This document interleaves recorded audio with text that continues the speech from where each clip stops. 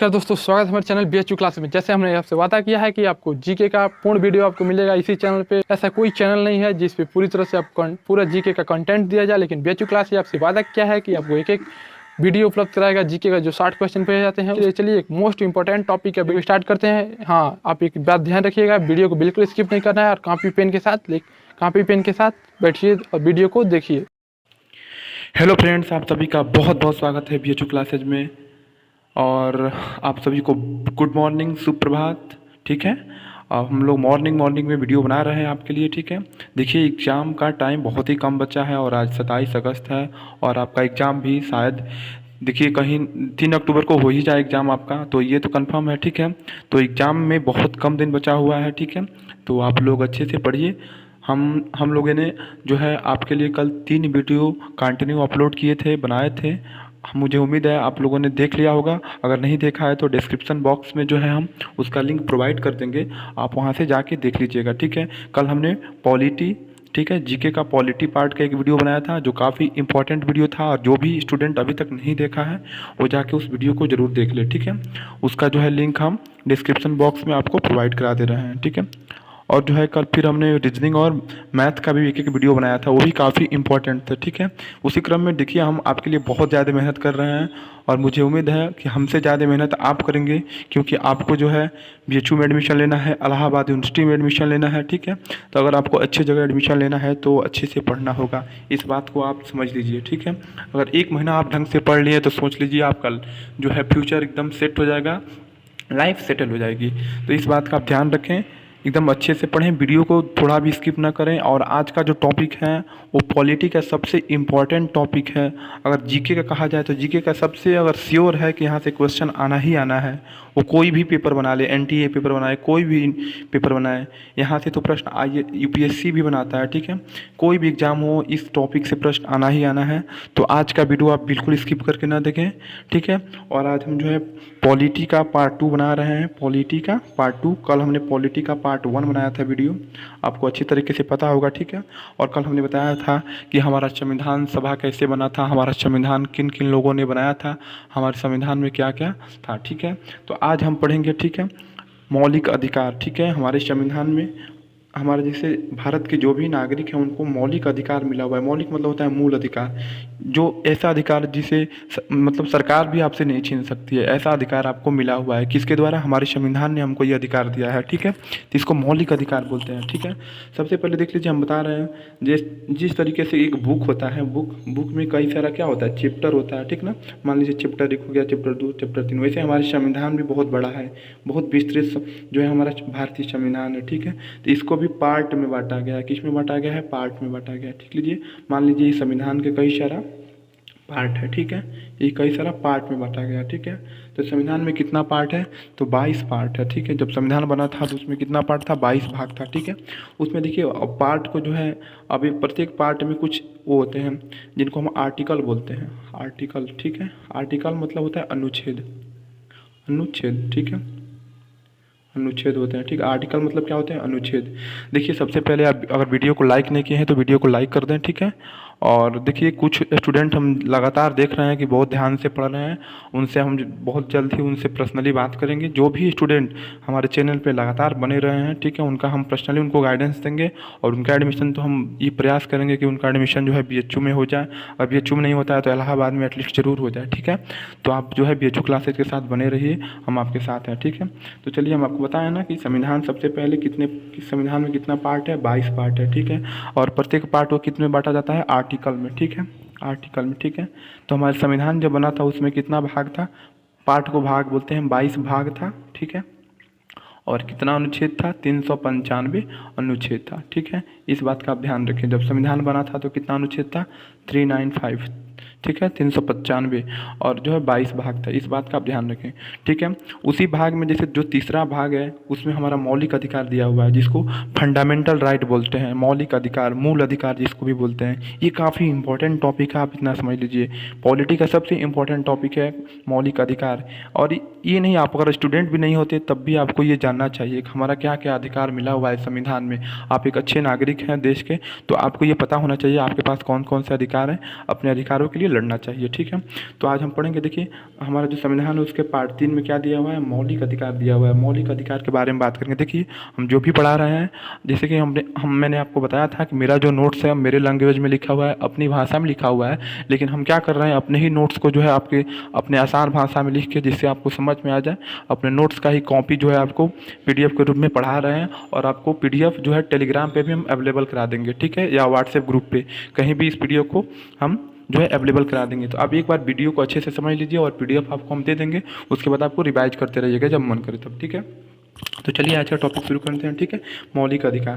तो सबसे पहले बताए हैं कि मौलिक अधिकार संविधान के किस भाग में है, भाग 3 में है। ठीक है, भाग 3 में दिया हुआ है। ठीक है, ठीक है, तो देखिए मौलिक अधिकार, इसको फंडामेंटल राइट बोलते हैं। ये मौलिक अधिकार जो है अमेरिका के संविधान से लिया गया। देखिए हमारे जो संविधान है, कई सारे देशों के संविधान जो बन चुका था, उसका जो हमारे देश के जो भी लोग संविधान बनाए, ठीक है, उन्होंने दूसरे देश के संविधान का जो है गहरा अध्ययन किया और जो भी अच्छी चीज़ें थे उनको जो है अपने संविधान में ले लिया। ठीक है, तो ये जो मूल अधिकार का कंसेप्ट है, मौलिक अधिकार है, वो कहाँ से लिया गया है, अमेरिका के संविधान से लिया गया है। ठीक है, और ये अभी बताएं हैं, अभी वर्तमान में हमारे पास कितने अधिकार हैं, मौलिक अधिकार 6 हमको मौलिक अधिकार मिले हुए हैं। अभी हम बताएंगे कौन कौन सा 6 अधिकार है। ठीक है, अब सबसे पहले देखिए, जो हमारा संविधान जब बना था उस समय 7 मौलिक अधिकार मिला हुआ था, लेकिन क्या हुआ कि 7वां मौलिक अधिकार 44वें संविधान संशोधन। देखिए कोई भी संविधान में कोई भी चीज़ जब हटाना रहता है तो उसमें संशोधन करना पड़ता है। ठीक है, संशोधन कौन करता है, पार्लियामेंट करता है। ठीक है, तो उसमें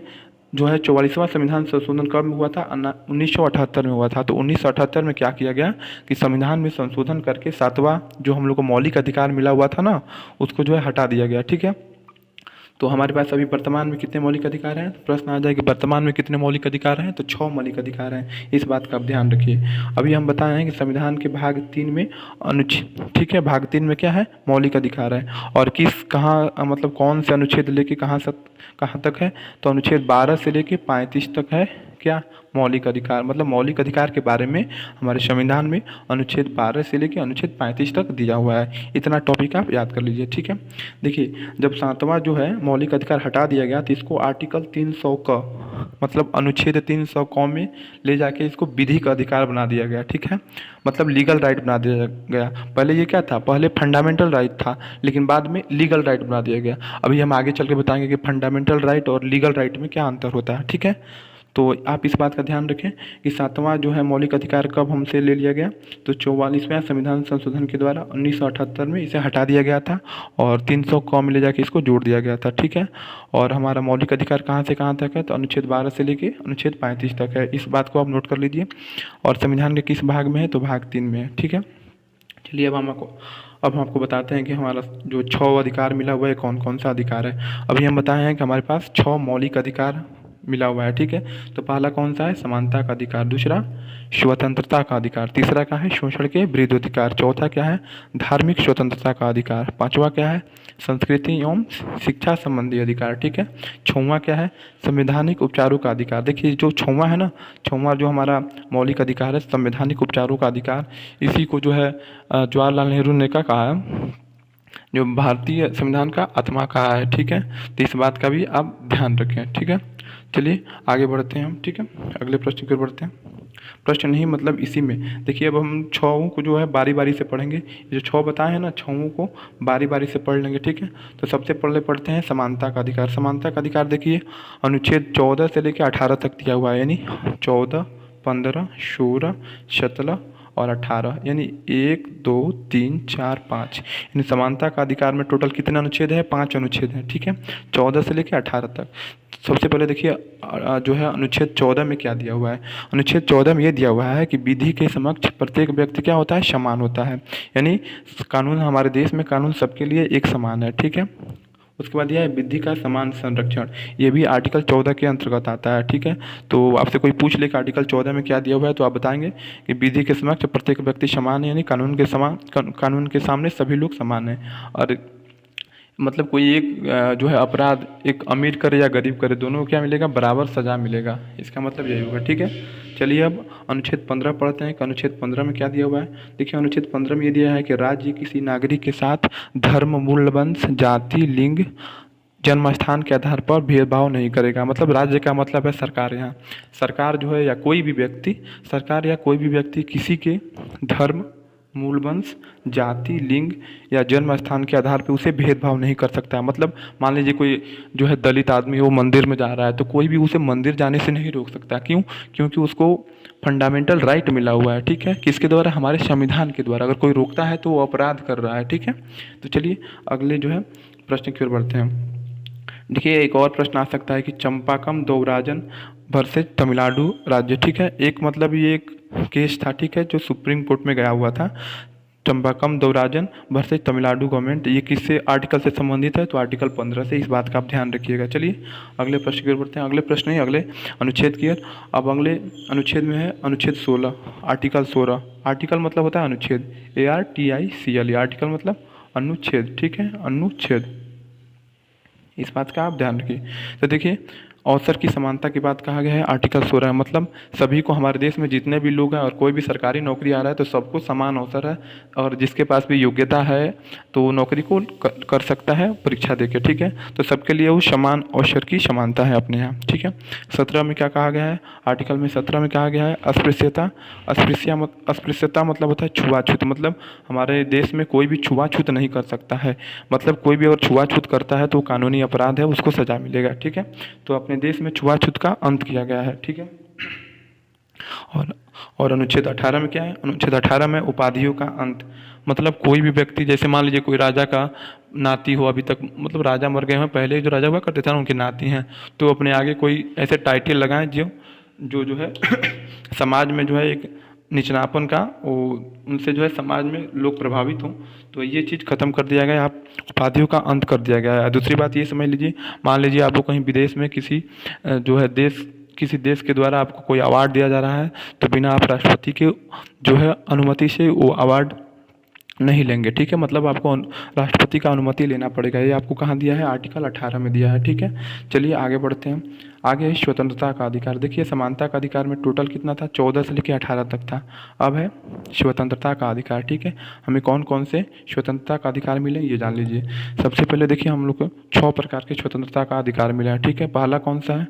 वाक एवं अभिव्यक्ति की स्वतंत्रता। मतलब हम कुछ भी बोल सकते हैं, जो भी मतलब सबके हित में हो, किसी का जो है किसी को भावनाओं को ठोस ना पहुंचता हो, ऐसी कोई भी चीज़ हम बोल सकते हैं। मतलब सरकार का भी हम आलोचना कर सकते हैं। ठीक है, उनके नीतियों का आलोचना कर सकते हैं।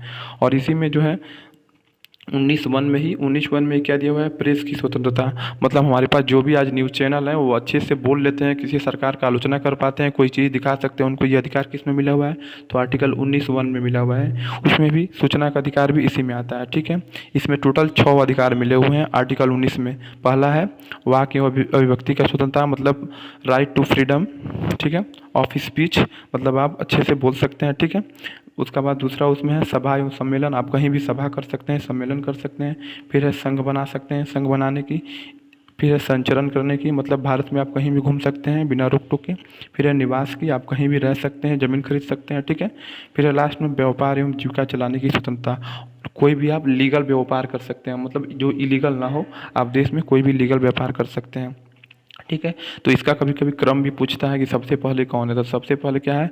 स्पीच वाला है, मतलब हम कुछ अच्छे से बोल सकते हैं, आलोचना कर सकते हैं। फिर सभा कर सकते हैं। ठीक है, कहीं भी सभा करेंगे, जब सभा करेंगे तो संघ बनाने की भी ज़रूरत होगी। कुछ लोग आएंगे तो संघ बनाएंगे, जब संघ बनाएंगे तो घूमेंगे भी। ठीक है, संघ बनाएंगे तो घूमेंगे तो फिर निवास भी करने की ज़रूरत है। अब जब निवास करेंगे तो कुछ खाने पीने की भी व्यापार करने की ज़रूरत है। तो ऐसे आप इसको याद कर लीजिएगा। ठीक है, चलिए आगे बढ़ते हैं। आगे है अनुच्छेद 20। अनुच्छेद 20 में क्या दिया हुआ है? अनुच्छेद 20 में ये दिया गया है दोष सिद्धि के संबंध में संरक्षण। मान लीजिए आप जो है कोई अपराध कर दिए हैं। ठीक है, तो उस अपराध को आपको जो है एक अपराध के लिए 2 बार सज़ा नहीं दिया जा सकता है। ठीक है, तो इसका पहला पॉइंट में वही दिया गया। आप इसको अंग्रेजी में ही नोट कर लीजिएगा, protection from x facto past law.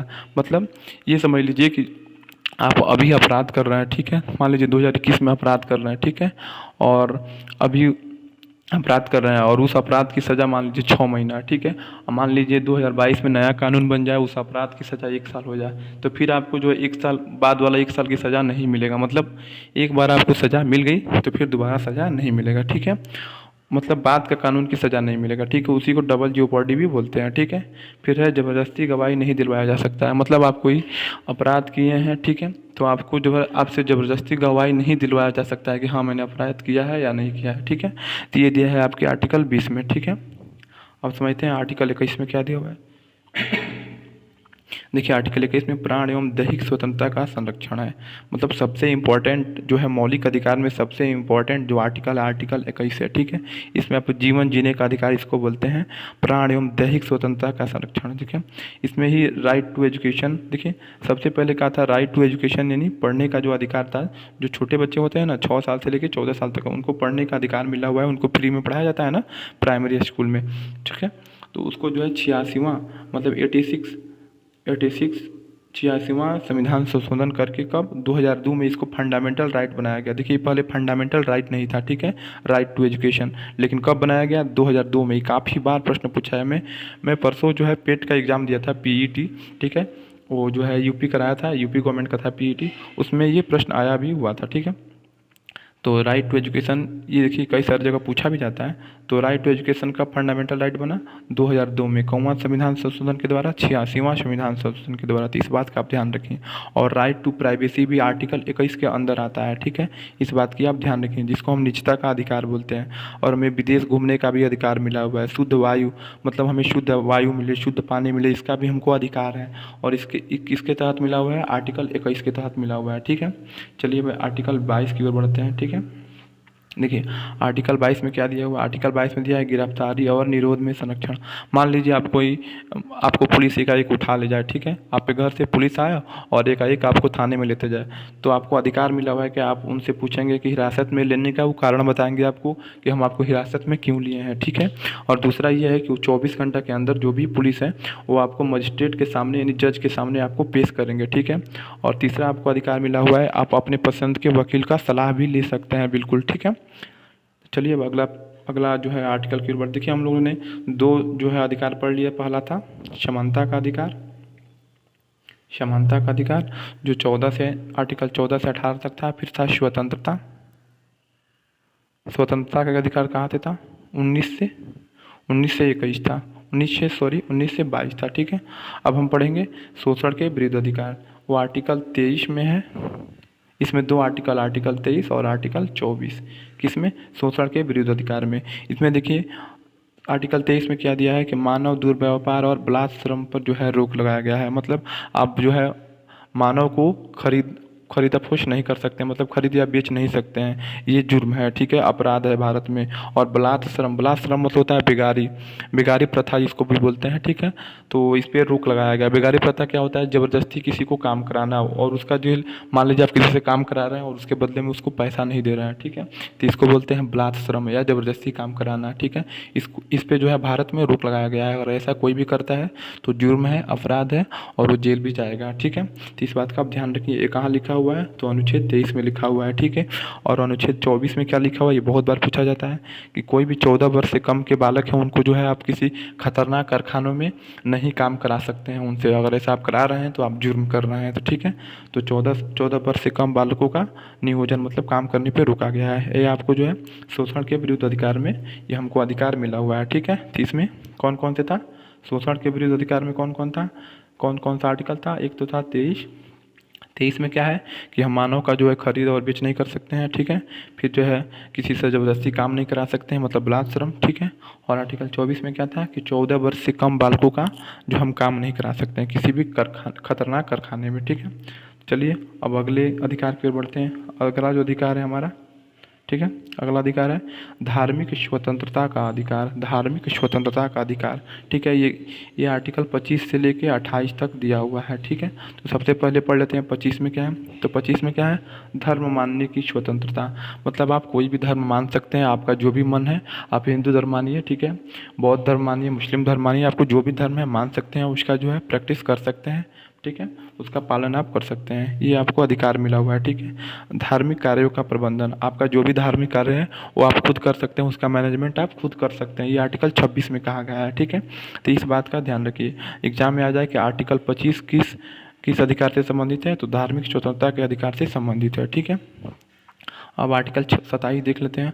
Article 27 में ये लिखा है कि मान लीजिए कोई भी राज्य है, मान लीजिए यूपी गवर्नमेंट ही है, यूपी सरकार ही है, तो आपसे ऐसा कोई भी टैक्स नहीं लगा सकती है अपने जनता पे जिससे कि ये लगता हो किसी को कि वो किसी विशेष धर्म का बढ़ावा देने के लिए टैक्स लगा रहा है। ठीक है, तो ऐसा सरकार आपके साथ नहीं कर सकता है, मतलब आपसे ऐसा कोई भी टैक्स नहीं ले सकता है जिससे किसी धर्म का उन्नति हो। ठीक है, मतलब किसी विशेष धर्म का उन्नति के लिए आपसे टैक्स नहीं ले सकता है।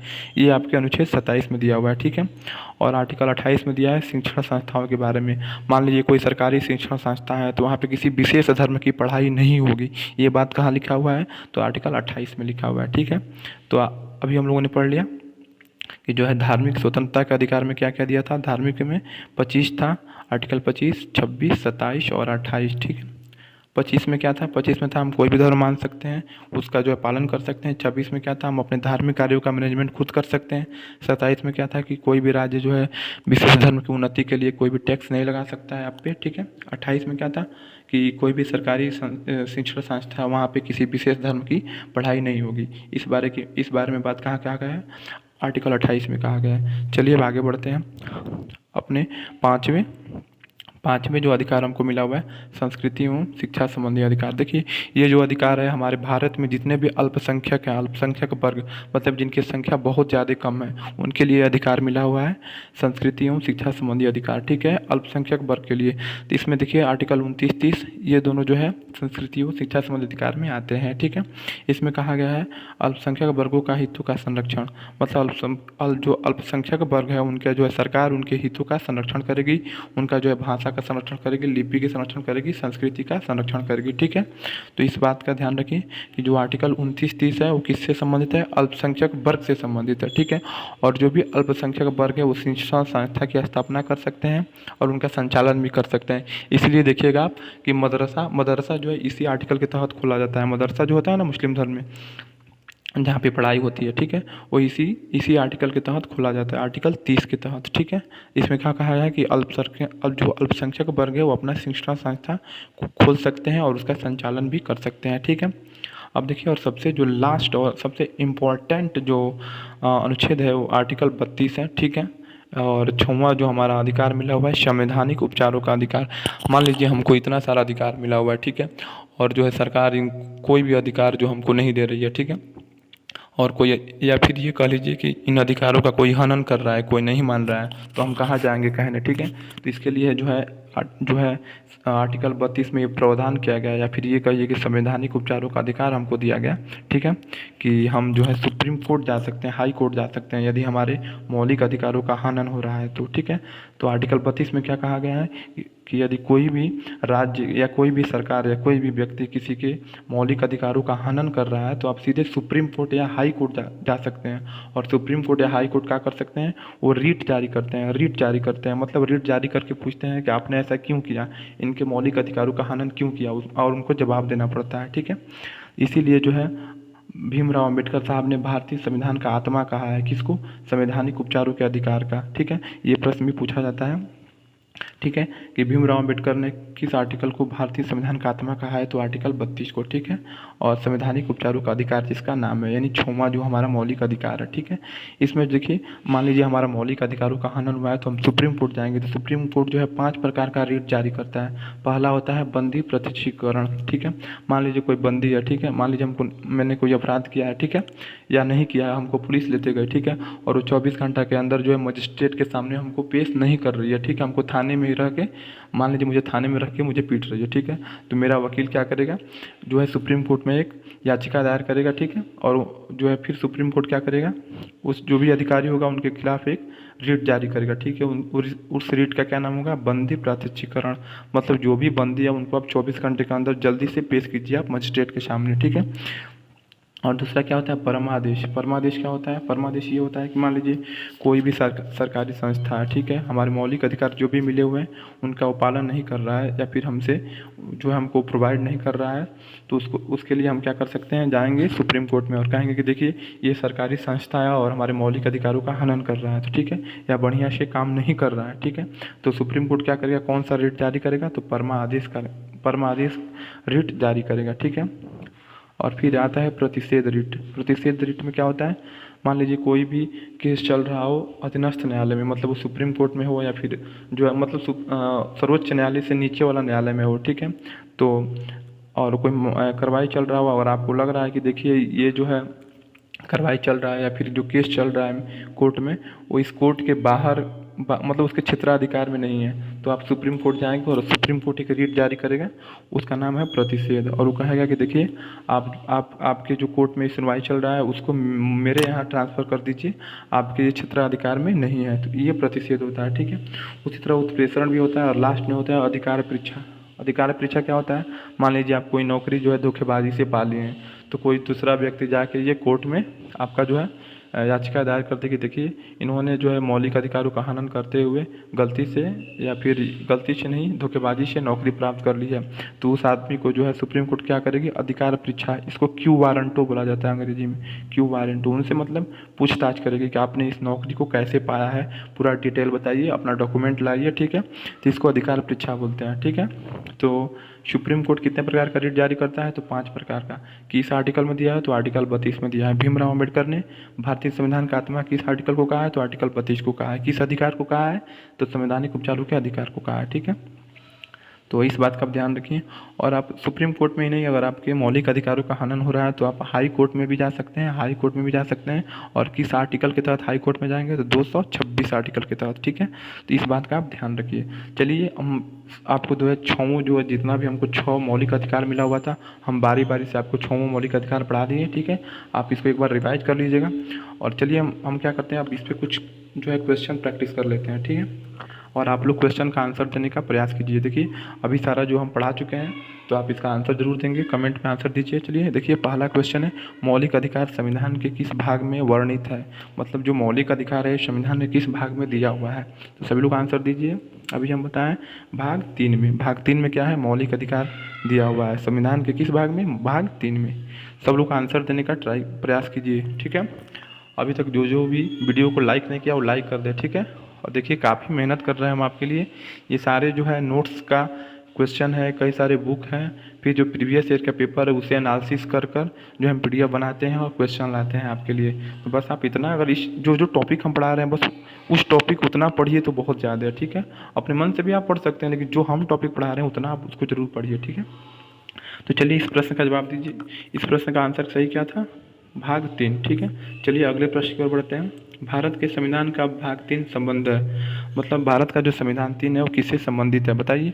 राज्य के नीति निर्देशक तत्व से, मूल कर्तव्य से, मूल अधिकार से, नागरिकता से नहीं। किससे संबंधित है, तो मूल अधिकार से संबंधित है, ठीक है। भाग 3 अभी बताया ना, संविधान के भाग 3 में क्या दिया है, मूल अधिकार। कहाँ से, किस अनुच्छेद से किस अनुच्छेद तक, अनुच्छेद 12 से लेकर अनुच्छेद 35, ठीक है, 35 तक, ठीक है। चलिए अगले प्रश्न पर बढ़ते हैं। भारतीय नागरिकों के मौलिक अधिकारों का वर्णन है, ठीक है। देखिए ये बीपीएससी में जो बिहार का पीसीएस होता है ना, उसमें पूछा गया है, बिहार पीसीएस में। तो बताइए मौलिक अधिकार कहाँ से कहाँ, किस अनुच्छेद से किस अनुच्छेद तक दिया गया है। देखिए तो इसमें तो दिया नहीं गया, इसमें नहीं दिया गया, इसमें नहीं दिया गया, किसमें दिया गया, 12 से 35 में, ठीक है। देखिए अभी सारा हम आपको इसीलिए पहले टॉपिक पढ़ा दिए हैं, पूरा कंसेप्ट क्लियर कर दिए हैं, फिर आपको क्वेश्चन दे रहे हैं जिससे आपको अच्छी प्रैक्टिस हो जाएगा, ठीक है। तो इस बात का आप ध्यान रखें। चलिए अगले प्रश्न की ओर बढ़ते हैं। अगला प्रश्न है, डॉक्टर भीमराव अंबेडकर ने भारतीय संविधान के किस भाग को सर्वाधिक आलोकित भाग कहा है, यानी भाग मतलब ये संविधान का आत्मा किस भाग को कहा है भीमराव अंबेडकर ने, तो भाग 3 को। क्योंकि भाग 3 में क्या दिया हुआ है, भाग 3 में हमारा मौलिक अधिकार दिया हुआ है, इसलिए भीमराव अंबेडकर साहब ने भाग 3 को क्या कहा है, संविधान की आत्मा कहा है, ठीक है। चलिए अगले प्रश्न की ओर बढ़ते हैं। अगला प्रश्न में क्या है, भारत में नागरिकों को कितने मौलिक अधिकार प्राप्त हैं, ठीक है। तो भारत में वर्तमान में भारतीय नागरिकों को कितने मौलिक अधिकार प्राप्त हैं, तो 6। वही हम आपको बताएं कि 6 मौलिक अधिकार प्राप्त हैं। जो 7वां मौलिक हमको देखिए, जब संविधान बना तो हमारे पास 7 मौलिक अधिकार थे, लेकिन जो 7वां था उसको क्या कर दिया गया, उसको हटा दिया गया है संविधान संशोधन करके, ठीक है।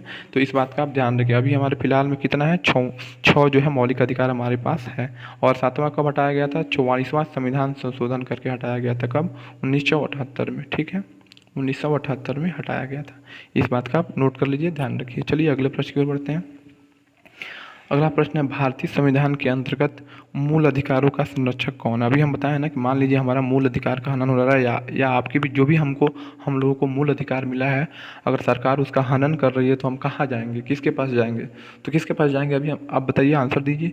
हम हाई कोर्ट या सुप्रीम कोर्ट के पास जाएंगे, जो न्यायपालिका के अंतर्गत आता है। ठीक है, तो इसका सही आंसर क्या होगा? न्यायपालिका। ठीक है, चलिए अगले प्रश्न की ओर बढ़ते हैं। देखिए, सभी लोग प्रश्न का आंसर देने का जो है प्रयास कीजिए। ठीक लोग, ठीक है, ये का सब ये टॉपिक हम पढ़ा चुके हैं ऊपर, फिर इसलिए आपको जो है क्वेश्चन एक बार करा दे रहे हैं, जिससे आपकी कंसेप्ट और क्लियर हो जाए। ठीक है, चलिए, समानता का अधिकार भारतीय संविधान में किन 5 अनुच्छेदों में दिया गया है? अभी हम बताएं, सबसे पहला जो हमारा अधिकार था क्या था? समानता का अधिकार। वो कहाँ से कहाँ तक दिया गया था? 14 से लेके 18 तक। ठीक है, तो पहले ही बता चुके हैं हम, कौन सा आंसर सही हो जाएगा? 14 से लेके 18 तक। ठीक है, चलिए अगले प्रश्न की ओर बढ़ते हैं। संविधान के किस अनुच्छेद में कानून का समान संरक्षण प्रावधानित है? ठीक है, तो अभी हम सबसे पहले जब आपको बता रहे थे आर्टिकल 14, उसमें बताए थे कानून के समान जो समक्ष है सभी लोग बराबर होते हैं, और कानून का समान संरक्षण इसी आर्टिकल में दिया हुआ है। तो इसमें कौन सा सही हो जाएगा? अनुच्छेद 14। देखिए, आप कई लोग सही आंसर दे रहे हैं। ठीक है, अच्छी बात है। आगे बढ़ते हैं, अगले प्रश्न पर बढ़ते हैं। भारतीय संविधान की छुआछूत उन्मूलन संबंधित अनुच्छेद है। देखिए, भारत के जो संविधान में कौन से अनुच्छेद में छुआछूत को ख़त्म किया गया? हम आपको बताएं ना, आर्टिकल 17 में जो है छुआछूत को ख़त्म कर दिया गया, और जो कोई भी आदमी छुआछूत करता है तो जो है उसको जो है दंड मिलेगा। ठीक है, वो अपराध कर रहा है। ठीक है, तो किस आर्टिकल में ख़त्म किया गया? तो अनुच्छेद 17 में। ये काफ़ी इंपॉर्टेंट है। ठीक है, चलिए अगले प्रश्न की ओर बढ़ते हैं। अगला प्रश्न है, संविधान के किस अनुच्छेद के प्रावधानों के अंतर्गत भारत सरकार द्वारा भारत रत्न, पद्म विभूषण आदि अलंकरण प्रदान किए जाते हैं? ठीक है, देखिए, मतलब भारत सरकार जो क्या करती है, हर साल जो है पद्म भूषण पद्म जो है अवार्ड देती है। ठीक है, तो किस आर्टिकल में इसका जिक्र है? तो आर्टिकल 18 में है। आर्टिकल 18 में जो, मान लीजिए हम कहीं विदेश भी जा रहे हैं, वहाँ हमको कोई अवार्ड लेना है, तो सबसे पहले राष्ट्रपति से अनुमति लेना पड़ेगा, अपने देश के राष्ट्रपति से। ये भी चीज़ कहाँ पे लिखा हुआ है? तो आर्टिकल 18 में लिखा हुआ है। ठीक है, और जो भारत रत्न या कोई भी पद्म अवार्ड है जो है, वो किस आर्टिकल के अंतर्गत दिया जाता है? तो आर्टिकल 18 के। इसको आप नोट कर लीजिए या स्क्रीनशॉट कर लीजिए मोबाइल में। ठीक है, चलिए अगले प्रश्न की ओर बढ़ते हैं। अगला प्रश्न है, निम्नलिखित अनुच्छेदों में कौन भिन्न वर्ग में आता है? ठीक है, देखिए, इसमें से कौन भिन्न वर्ग में आता है? तो देखिए, 14, 15, 16 ये सब तो एक में आते हैं ना। 14 से लेकर 18 तक समानता का अधिकार है, ये तो समानता का अधिकार है ना, 14 से लेकर 18 तक। और जो आर्टिकल 19 किस में आ जाता है? ये तो आ जाता है आपका किसमें? स्वतंत्रता के अधिकार में। ठीक है, तो इसमें कौन सा अलग है, कौन सा भिन्न है? तो देखिए, अनुच्छेद 19 भिन्न है। देखिए, यूपीपीसीएस में पूछा गया। ठीक है, यूपीपीसीएस में प्रश्न पूछा गया है। देखिए, हम काफ़ी अच्छे से आपको मौलिक अधिकार पढ़ा दिए हैं। आपको आराम से जब वीडियो देख लेंगे तो एक भी प्रश्न आपसे कोई भी एग्जाम में नहीं छूटेगा। ठीक है, चलिए अगले प्रश्न की ओर बढ़ते हैं। भारत में समाचार पत्रों का स्वतंत्रता किस जो है अनुच्छेद में मिला हुआ है? तो अभी हम आपको शुरू में ही बता रहे थे कि आर्टिकल 19 में हमको क्या मिला हुआ है? स्वतंत्रता का अधिकार मिला हुआ है। ठीक है, और 19 के क में क्या मिला हुआ है? 19 के क में क्या मिला हुआ है कि संविधान के अनुच्छेद 19 के क में क्या मिला हुआ है? भारत समाचार जो भी न्यूज़ चैनल है, प्रेस है, उनको स्वतंत्रता मिला हुआ है।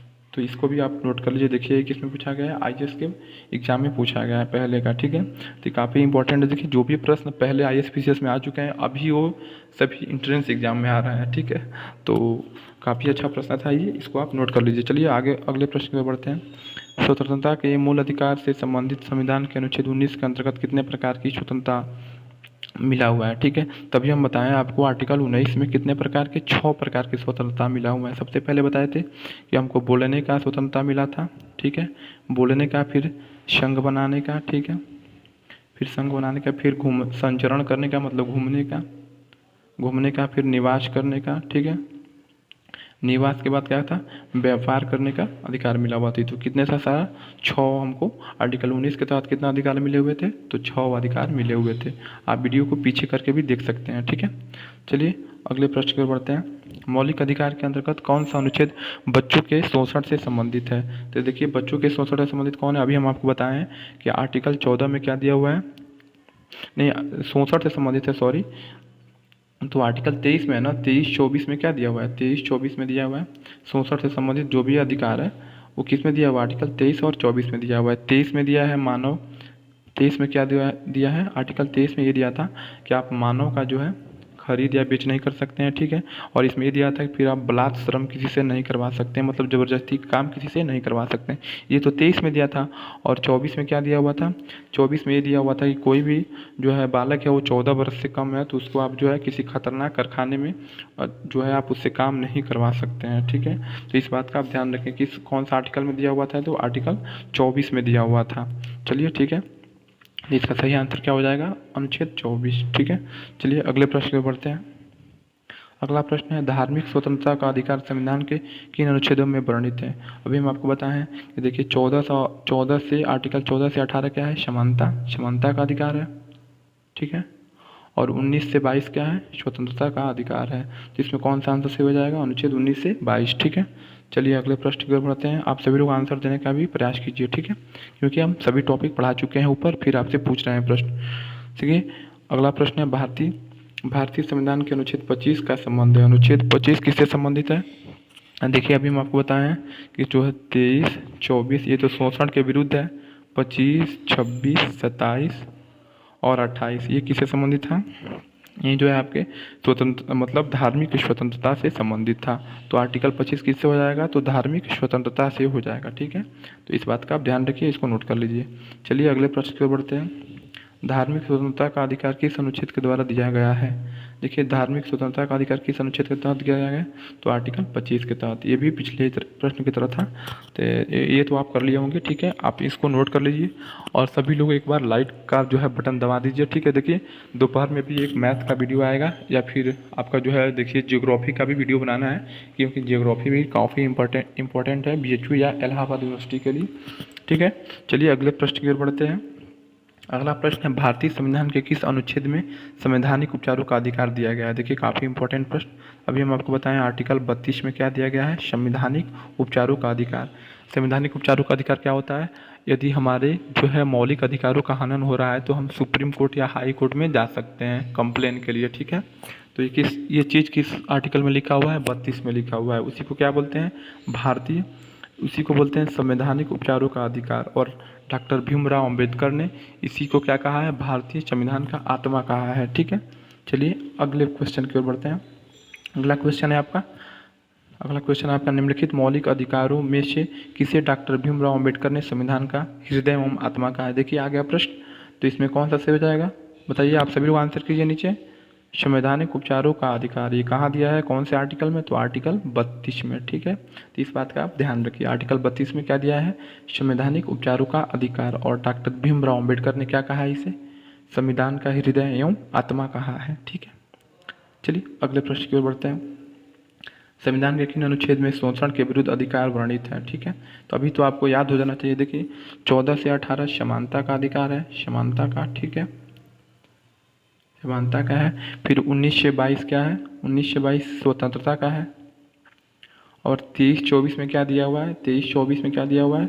23-24 में शोषण के विरुद्ध दिया हुआ है, ठीक है। तो शोषण के विरुद्ध अधिकार किस में दिया हुआ है?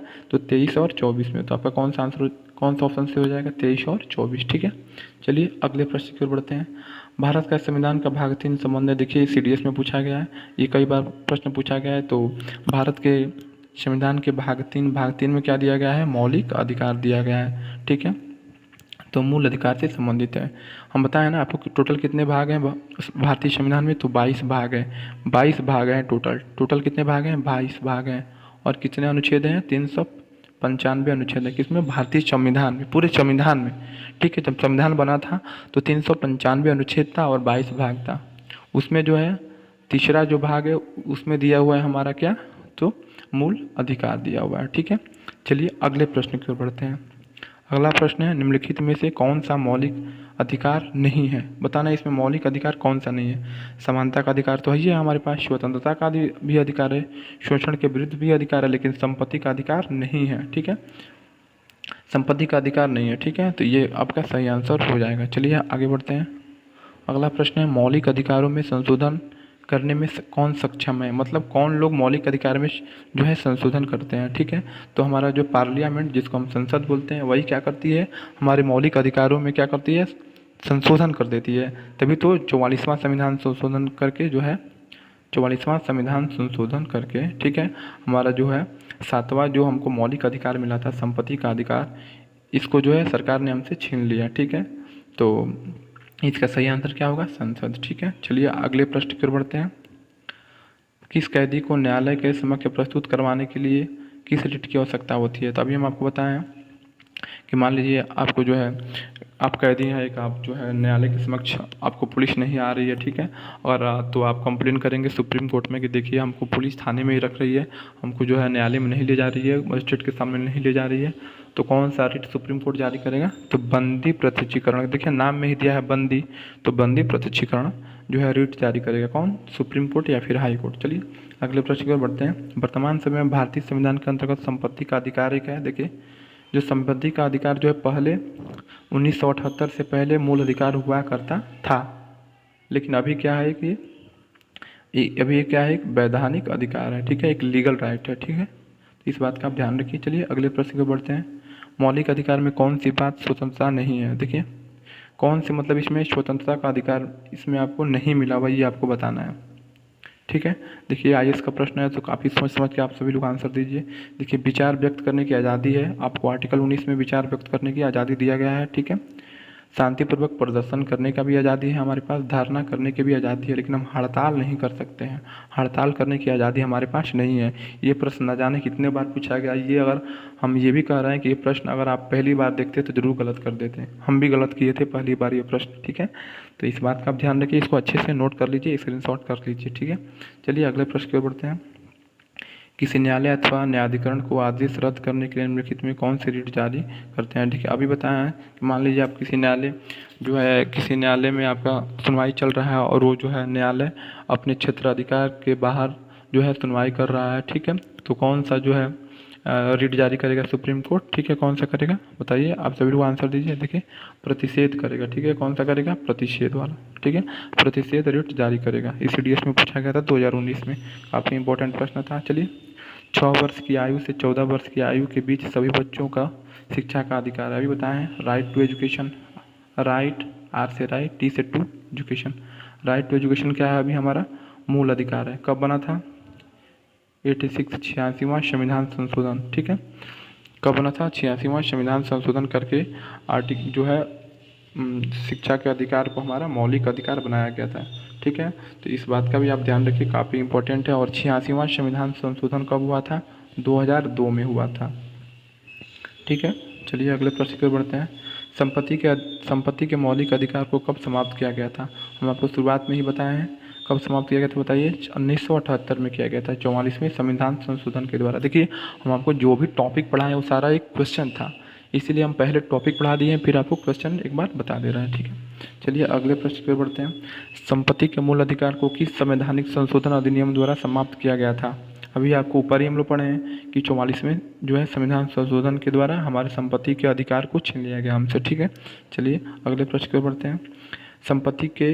संपत्ति का अधिकार को मूल अधिकार की श्रेणी से हटाकर किस अनुच्छेद के अंतर्गत रखा गया है? देखिए पहले क्या था कि संपत्ति का अधिकार हमारा मौलिक अधिकार था, ठीक है। अभी तो मौलिक अधिकार है नहीं, क्योंकि उसको 1978 में हमसे मौलिक अधिकार की श्रेणी से हटा लिया गया था, ठीक है। और उसको ले जाके 300 किस अनुच्छेद में रखा गया था बताइए? 300 क में रखा गया था। अनुच्छेद 300 क में उसको अभी हमारा वो लीगल राइट है। कौन सा राइट है? लीगल राइट है, मतलब उसके लिए हम जो है सुप्रीम कोर्ट नहीं जा सकते हैं, ठीक है। और मौलिक अधिकार का अगर हनन होता है तो हम सुप्रीम कोर्ट जा सकते हैं, ठीक है। तो चलिए अगले प्रश्न की ओर बढ़ते हैं। अगला प्रश्न है भारतीय संविधान के अनुच्छेद 25 का संबंध है। देखिए अनुच्छेद 25 से किसे संबंधित है? समानता का तो 14 से 18 है, ठीक है। संपत्ति तो 300 क में है, अनुच्छेद 300 क में संपत्ति का दिया है, ठीक है। और आपका जो है तो उसका आपका सही आंसर कौन सा हो जाएगा? धर्म की स्वतंत्रता। इसी के साथ जो है ये सेशन यहीं पे समाप्त करते हैं। देखिए काफ़ी जो इम्पोर्टेंट टॉपिक था मौलिक अधिकार, इसको आप एक या दो बार ज़रूर पढ़ लें और जो भी क्वेश्चन था एक बार अपने मन से प्रैक्टिस कर लें। इसका जो है PDF हम जो है व्हाट्सएप ग्रुप और टेलीग्राम दोनों जगह अवेलेबल करा देंगे, ठीक है। और आप 12 बजे फिर से मैथ का जो है एक क्लास चलेगा, उसमें आप ज़रूर लाइव आएँ, ठीक है। और आपको वीडियो देखने के लिए बहुत बहुत धन्यवाद, ठीक है।